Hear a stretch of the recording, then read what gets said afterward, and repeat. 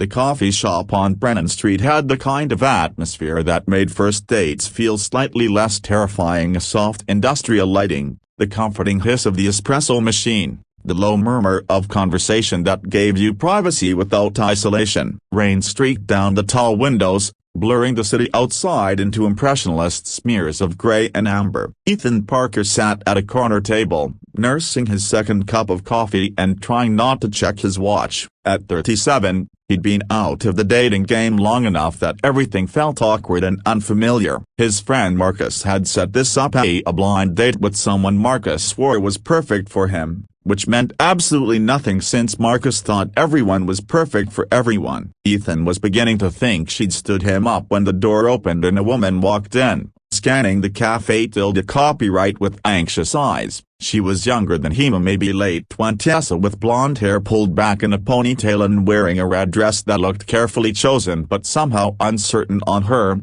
as if she wasn't quite sure she had the right to wear something that drew attention. There was something fragile about her, something wounded in the way she held herself. When their eyes met, she walked over slowly, clutching a small purse like a shield. "Ethan?"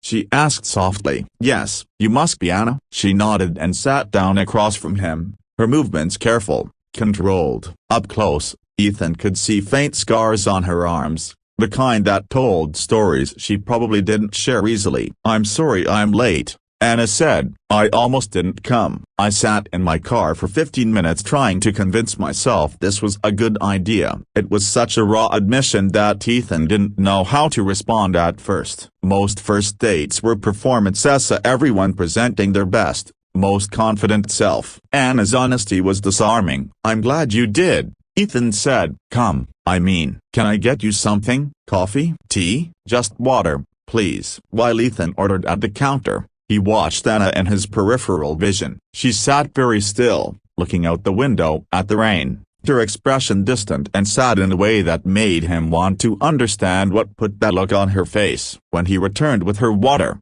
Anna took a sip and then said, without preamble, "Marcus told you about me, didn't he?" "About my history?" Ethan hesitated. Marcus had told him some things, that Anna had been through something difficult, that she was trying to rebuild her life, that she deserved someone patient and kind. But the specifics had been vague. "He told me you'd been through a hard time," Ethan said carefully. "But he didn't give me details. Said that was your story to tell if you wanted to." Anna's eyes filled with tears. "I was in prison for 3 years. I got out 8 months ago." The statement hung between them, and Ethan watched her brace for his reaction to the judgment, the fear, the polite excuse to leave. "Okay," Ethan said quietly. "Do you want to tell me why?" Anna looked shocked. You're not going to leave?" "Why would I leave? I don't know what happened yet. And even if I did, everyone has a past. The question is who you are now, not who you were then." Something cracked in Anna's careful composure. She took a shaky breath. "I was in an abusive relationship for 4 years. My boyfriend, his name was Deruka. He was controlling, manipulative, violent. But I was young and scared and I thought I loved him. Or maybe I just didn't know how to leave." She wrapped her hands around the water glass, staring at it as she spoke. "One night, he attacked me, worse than usual. I thought he was going to kill me. I managed to grab a kitchen knife and I stabbed him. He survived, but I was charged with assault with a deadly weapon. My public defender was overworked and I couldn't afford a good lawyer. Derek convinced everyone I was the aggressor, that I was unstable. I took a plea deal of 3 years instead of risking 7 at trial." "Jesus," Ethan breathed. "I'm so sorry." "Prison was." Anna's voice broke. "It was hell. But I survived it. I got my GED, took some online courses, tried to become someone better than who I was when I went in. And when I got out, I thought maybe I could start over. But it's not that simple." She finally looked up at him, her eyes red with unshed tears. "No one wants to hire an ex-convict. I live in a halfway house. I work part-time at a grocery store stocking shelves at night because that's the only job I could get.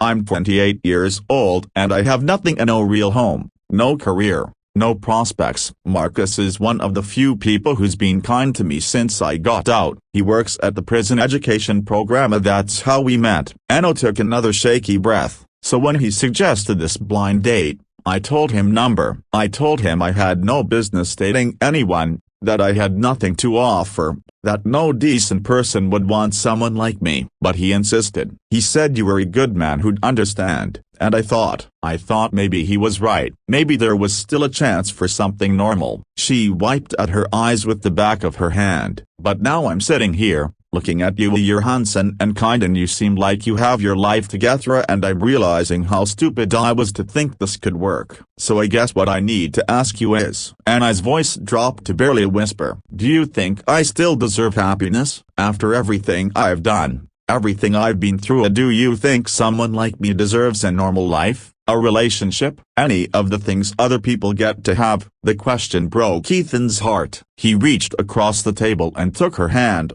noting the way she flinched slightly at the touch before allowing it. "Anna," he said gently, "can I tell you about my life?" She nodded, confused by the deflection. "I have an 8-year-old daughter named Sophie. Her mother, my wife, Melissa, died when Sophie was 3. Brain aneurysm. She was healthy, vibrant, and then one day she just collapsed, gone before the ambulance arrived." Ethan's voice grew thick with old grief. "For about a year after that, I was barely functional. I went through the motions of parenting, but I was hollow inside, angry at the universe, at God if there is one, at Melissa for leaving us, at myself for not somehow preventing it. I made mistakes. I was impatient with Sophie when she didn't deserve it. I isolated myself from friends and family. I was not a good person during that time." "But you were grieving," Anna protested. "That's different than what I did, is it? I hurt people. I hurt my daughter emotionally by being absent even when I was physically present. I hurt my parents who were trying to help. I hurt myself by refusing to heal. Does the reason we hurt people matter more than the fact that we did?" Ethan squeezed her hand. "Here's what I learned,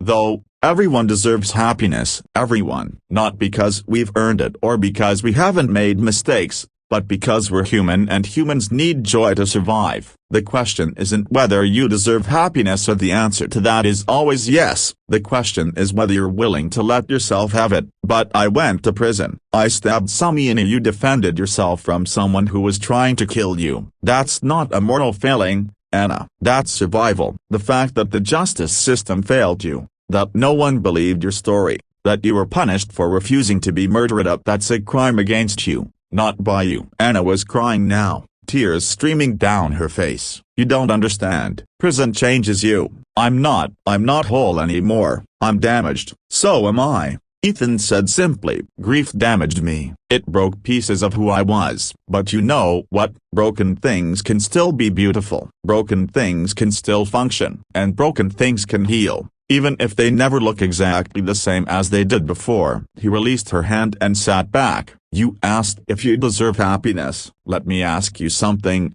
Does Sophie deserve a mother figure someday? Does she deserve to see her father in a healthy, loving relationship so she learns what that looks like? Does she deserve to know people who've survived hard things and come out the other side? Of course she does." "Then you deserve happiness, because my happiness is connected to Sophie's happiness. And people like you are people who've survived trauma and prison and kept their humanity intact. Those are exactly the people I want in our lives." Anna stared at him. "You're serious? You actually?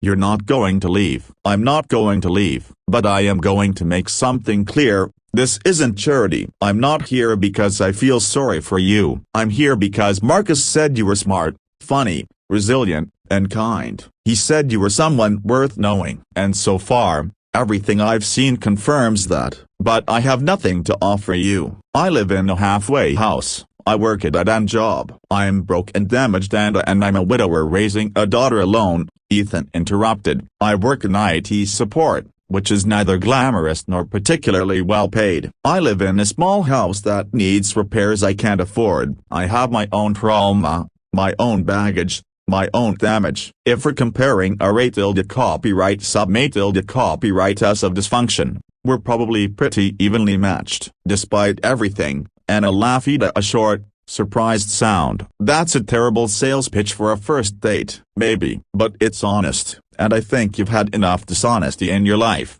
haven't you?" They talked for 3 more hours. The coffee shop staff began cleaning around them, giving pointed looks, but neither Ethan nor Anna noticed. They talked about everything: Anna's prison experience and her struggle to reintegrate, Ethan's grief journey and single fatherhood, their hopes and fears, and the strange fragility of the trying to build a life when the foundation has already crumbled once. "Can I see you again?" Ethan asked as they finally prepared to leave. Anna looked terrified. "Are you sure? Because if you're just being nice, if this is pity, it's not pity. I genuinely enjoyed talking to you. I'd like to do it again. And when you're really no pressure on timing, I'd like you to meet Sophie. She's the most important person in my life. And I think you'd like each other." "What if she asks about my past?" "Then we'll tell her the truth, in an age-appropriate way, that sometimes adults make difficult choices in difficult situations, that the justice system isn't always just,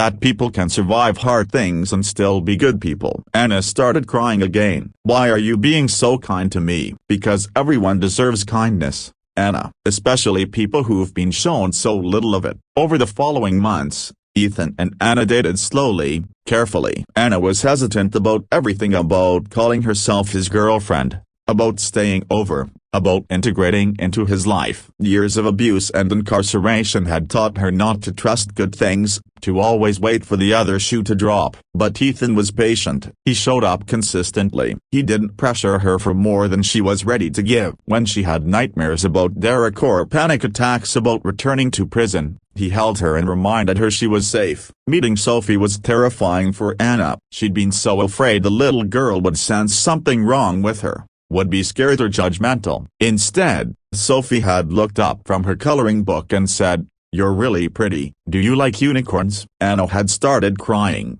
and Sophie, with the emotional wisdom of children who've known loss, had simply hugged her and said, "It's okay, Daddy cries sometimes too." 1 year after that first date, Anna moved out of the halfway house and into a small apartment of her own, the first space that belonged entirely to her since before she went to prison. Ethan and Sophie helped her move, which consisted mostly of one suitcase of clothes and a few books. "It's not much," Anna said, looking around the sparse studio. "It's yours," Ethan replied. "That makes it everything." 2 years after their first date, Anna completed an associate's degree in social work, paid for through scholarships and grants for formerly incarcerated people pursuing education. She'd found her calling working with women leaving prison, helping them navigate the impossible landscape of reentry. "I was where they are," Anna told Ethan. "I know how hard it is. I know what it feels like to think you don't deserve a second chance. If I can help even one woman believe she deserves happiness, believe she can rebuild her life, then everything I went through will have meant something." 3 years after their first date, on a rainy evening that reminded them both of how they'd met, Ethan proposed. "Are you sure?" Anna asked, even as she was crying and nodding yes. "Are you absolutely sure?" "Because I'm always going to have this past. I'm always going to be someone who went to prison. That will affect your life, Sophie's life." "Yeah, Anna," Ethan said, taking her face in his hands. "You asked me 3 years ago if you deserved happiness. I'm asking you now, do you believe you do?" Anna thought about the years of work, therapy, education, slowly learning to trust again. She thought about Sophie, who called her Anna Mom and drew pictures of them as a family. She thought about the woman she'd helped, the lives she'd touched, the person she'd become. "Yes," she said, "I think I do." "Then marry me." "Not because I'm rescuing you, but because we're good together. Because you make me laugh and you're an amazing mother figure to Sophie and you've shown me what real courage looks like. Because you've earned your happiness, and I'd like to be part of it." At their wedding, small and intimate with just close friends and family, Anna's maid of honor was one of the women she'd helped transition out of prison, a woman who'd gone on to open a successful catering business and who'd made their wedding cake as a gift. "Anna saved my life," the woman said in her toast. "Not by giving me things or fixing my problems, but by believing I deserve to be saved. By showing me that your past doesn't determine your future. By proving that someone who's been through hell can still build heaven on the other side." Sophie, now 11, gave a toast too. "Anna taught me that families are built, not born. That love is a choice you make every day. And that the bravest people are the ones who keep going even when everything is hard. I'm lucky she chose to be part of our family." Years later, Anna would speak publicly about her experience at universities, at criminal justice reform conferences, at events for formerly incarcerated people. She'd talk about the coffee shop, the rain, and the question that changed everything. I asked Ethan if I deserved happiness. She'd say, I was so certain the answer would be number. Prison had taught me I was worthless. Abuse had taught me I was unlovable. The justice system had taught me I was disposable. But Ethan taught me something different. She'd pause, looking out at her audience, often filled with people who'd been where she was, who were asking themselves the same question. He taught me that deserving happiness isn't about turning it through good behavior or suffering enough to pay for past mistakes. Deserving happiness is inherent to being human, and the only thing standing between you and happiness is your willingness to believe you're worth it. Anna would always end with the same message: if you're someone who's been through trauma, abuse, incarceration, or any of the 1,000 ways life can break you, you deserve happiness, not someday when you've suffered enough or atoned enough or proven yourself enough. Right now, exactly as you are, broken pieces and all. Because healing doesn't mean becoming who you were before, it means becoming someone new, someone who knows their worth even when the world says they have none. Ethan, watching from the audience with Sophie beside him, would always tear up during these speeches because he'd watched Anna transform from the frightened woman in the red dress who believed she deserved nothing into someone who helped others believe they deserved everything. And sometimes, on rainy evenings, they'd go back to that coffee shop on Brennan Street and sit at the same table where everything began. Do you ever regret it? Anna would ask. Taking a chance on me every day, Ethan would tease. Seriously?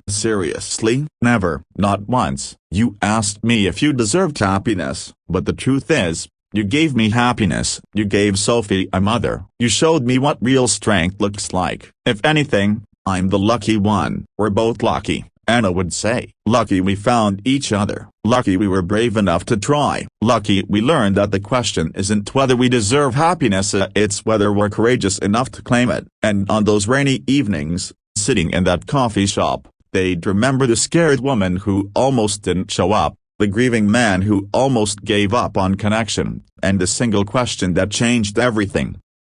Do you think I still deserve happiness? The answer, they learned, was always yes, even when you can't see it yourself, even when the world tells you otherwise, especially then, because every Anna deserves happiness. You just have to be brave enough to believe it, and patient enough to wait for someone who believes it too.